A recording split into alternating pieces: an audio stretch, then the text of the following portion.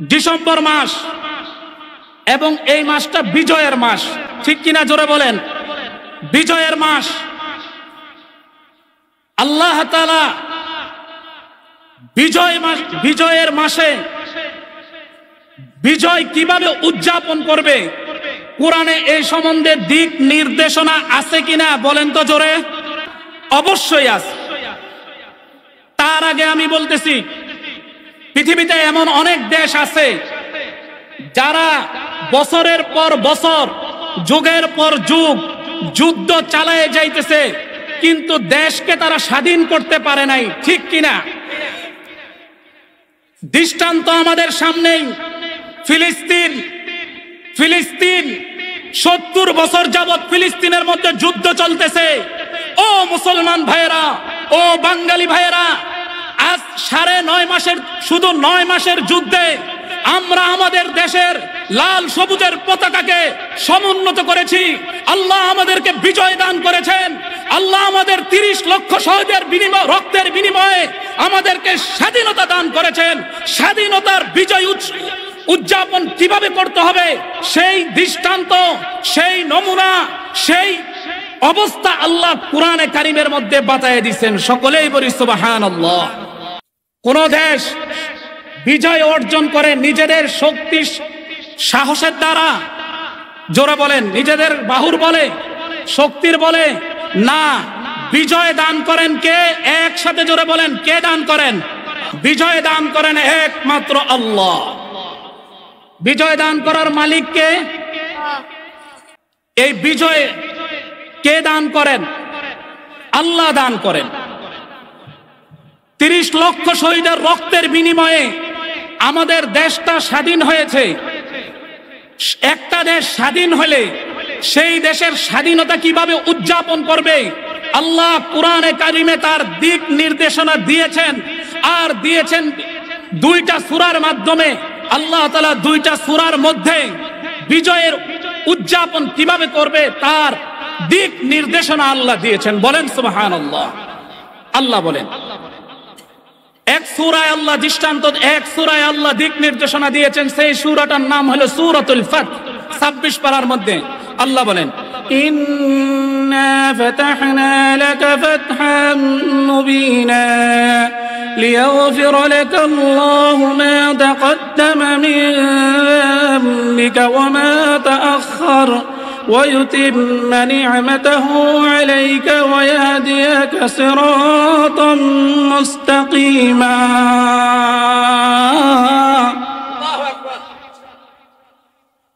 আরেকটা সূরার মধ্যে আল্লাহ নির্দেশনা দিয়েছেন। ওই সূরাটা হলো 30 পারার সূরাতুল নাসরের মধ্যে আল্লাহ বলেন, ইযা জাআ নাসরুল্লাহি ওয়াল ফাth ورأيت الناس يدخلون في دين الله أفواجا فسبح بحمد ربك واستغفر إنه كان توابا। আল্লাহ দৃষ্টান্ত দিয়েছেন, আল্লাহ দিক নির্দেশনা দিয়েছেন। বিজয় যখন কোন দেশ বিজয় হবে, কোন দেশ স্বাধীন হবে, এই স্বাধীনতার দিনে বিজয়ের উৎসব কিভাবে করবে আল্লাহ সূরাতুন নাসরের মধ্যে আল্লাহ দিক নির্দেশনা দিয়েছেন। সুবহানাল্লাহ। আল্লাহ 3টা নির্দেশনা দিয়েছেন। এর মধ্যে 1 নম্বর হলো ফাসাব্বিহ, তোমরা একমাত্র পবিত্রতা বর্ণনা করো আল্লাহর। সকলে বলি সুবহানাল্লাহ। প্রথম কাজ কি? আল্লাহর পবিত্রতা বর্ণনা করা।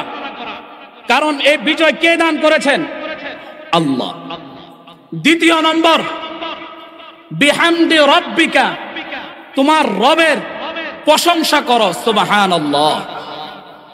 তোমার রবের প্রশংসা করো, কারণ এই বিজয় তোমাকে দান করেছেন একমাত্র আল্লাহ। দ্বিতীয় নম্বর কাজ হলো আল্লাহর প্রশংসা করা। তৃতীয় নম্বর কাজ কি?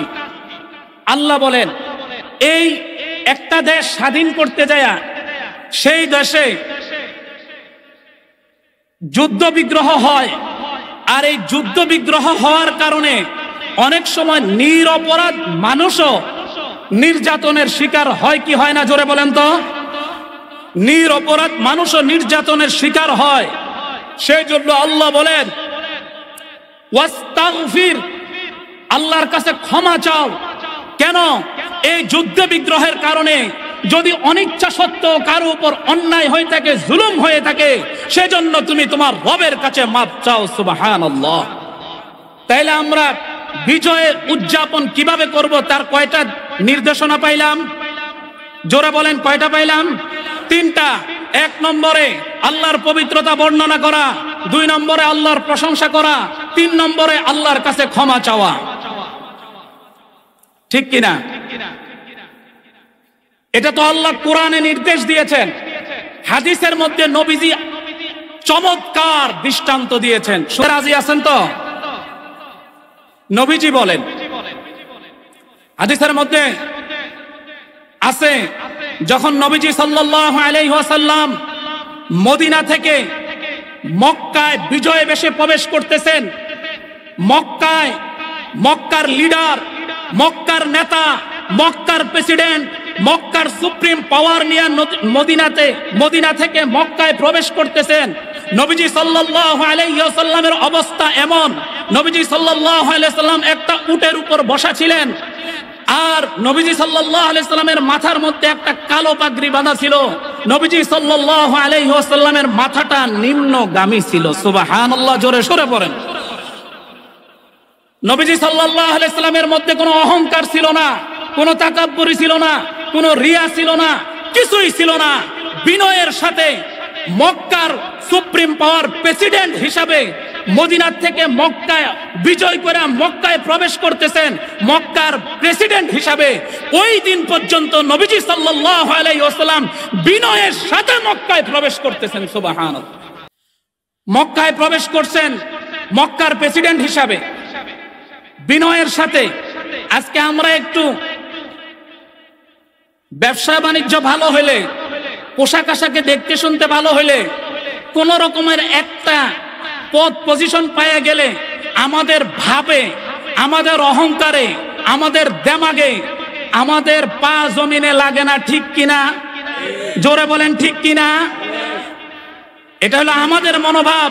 অথচ আমাদের আদর্শ, আমাদের মডেল, আমাদের আইকন, যাকে আমরা অনুসরণ করব, হযরত মুহাম্মদুর রাসূলুল্লাহ সাল্লাল্লাহু আলাইহি ওয়াসাল্লাম মক্কার প্রেসিডেন্ট হিসাবে মক্কায় ঢুকতেছেন বিনয়ের সাথে। সুবহানাল্লাহ।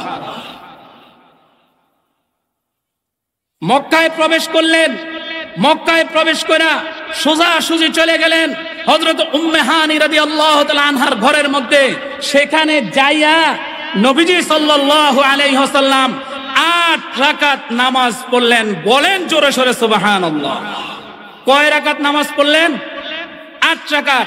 সেই নামাজের নাম হইল সালাতুল ফাতহ, বিজয়ের নামাজ। সুবহানাল্লাহ। আমরা বিজয় উদযাপন করি কিভাবে? আর আমাদের নবী, আমাদের কলিজার টুকরা হযরত মুহাম্মদুর রাসূলুল্লাহ সাল্লাল্লাহু আলাইহি ওয়াসাল্লাম বিজয় উদযাপন কিভাবে করতে হবে শরীরে নবী দেখাই দিয়ে গেছেন, শিখাই দিয়ে গেছেন। ঠিক কিনা?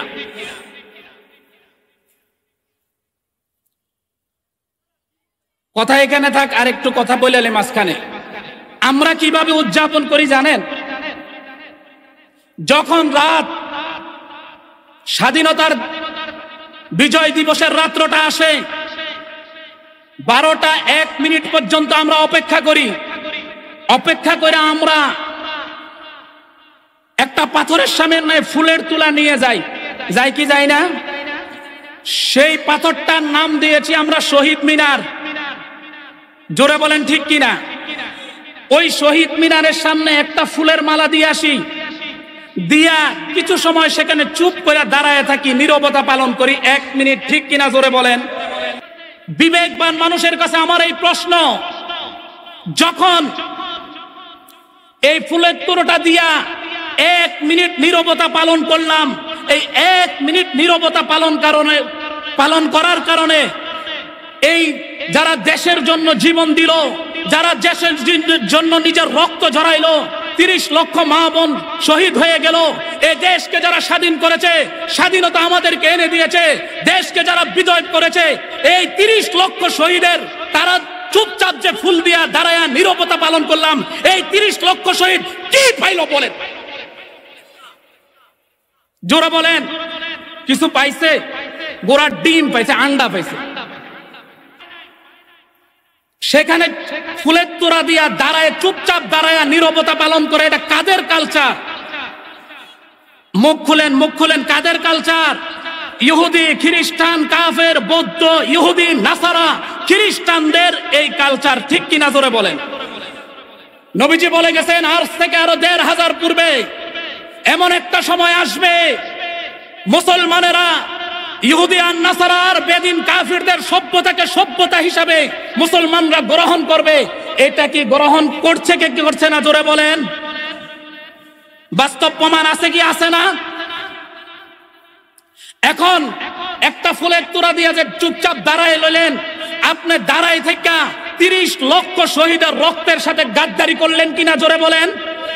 30 লক্ষ শহীদের সাথে রক্তের সাথে এই গাদ্দারি করা নবী মুহাম্মদুর রাসূলুল্লাহ সাল্লাল্লাহু আলাইহি সাল্লাম শিখাই দিয়ে যান নাই। এই শিক্ষা উম্মতকে নবীজি দেয় নাই।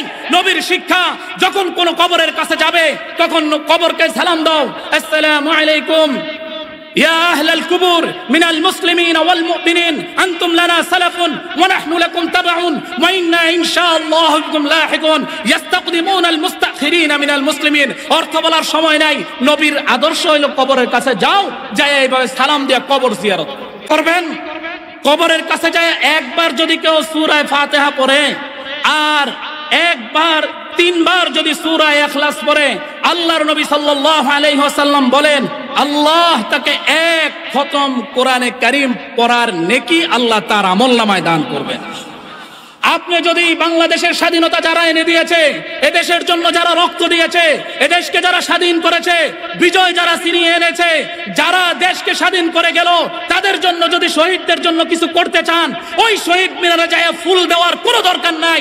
যদিও চান যে আপনি নীরবতা খ্রিস্টানদের অনুকরণ আপনি করবেন না, আপনি তাদের জন্য সূরা ফাতিহা পড়েন, সূরা ইখলাস পড়েন, দুরূদ শরীফ পড়েন, পড়ে এরপর দোয়া করেন, ওগো আল্লাহ এই দেশকে যারা স্বাধীন করছে, এই দেশের জন্য যারা জীবন দিছে, এই দেশের জন্য যারা ইজ্জত দিছে, তাদের জন্য আল্লাহ আমি এই আমল করলাম, এর সওয়াব আল্লাহ তুমি 30 লক্ষ শহীদের কবরে পৌঁছায় দাও। নবী বলেন এই কথাটা বলতে দেরি, এই সওয়াব তাদের কবরে পৌঁছতে দেরি নাই। এটা কার আদর্শ? জোরে বলেন। আল্লাহু আকবার।